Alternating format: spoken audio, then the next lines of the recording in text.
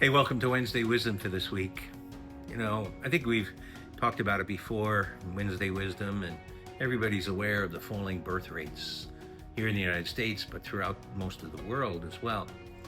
And the replacement rate is 2.1 children per woman.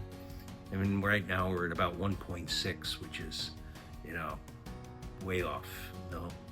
So much so that demographers say that the population of the United States will start to decline by the year 2050 and go into a sustained slow decline. And that's not good for lots of reasons.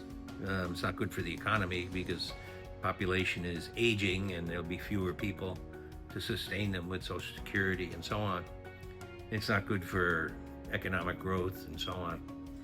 And it's just not good for the human race, if we start heading toward extinction. And the reasons people usually give, and what you see typically in the media, is that, it's the cost of living is so expensive, and money and housing crisis, and not enough housing. And well, those things all have their validity. But there's a new study by the Gallup organization that studied something different.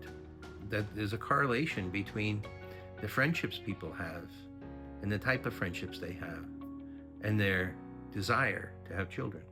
And there's a gap here between what people desire to have, which is about 2.7 kids per family, and what they actually have, which is more like 1.6.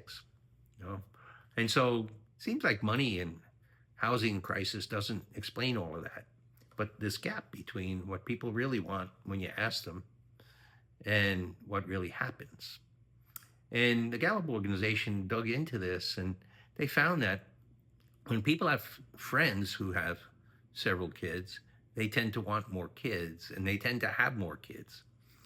But it analyzed that our relationships and our friendships are much looser and weaker than they were a couple of generations ago.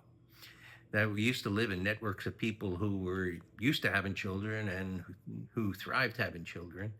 And now that's much less so. Where people don't have a supportive network of family and friends who are also pro-life and pro-children, they tend to have fewer and fewer kids. Maybe it's because they feel like they've got a network to support them and help them, watch the kids when they need help. And so they're more reluctant to actually have them in practice. So the question becomes, how do we start to rebuild those networks and those friendships and those family relationships that are supportive?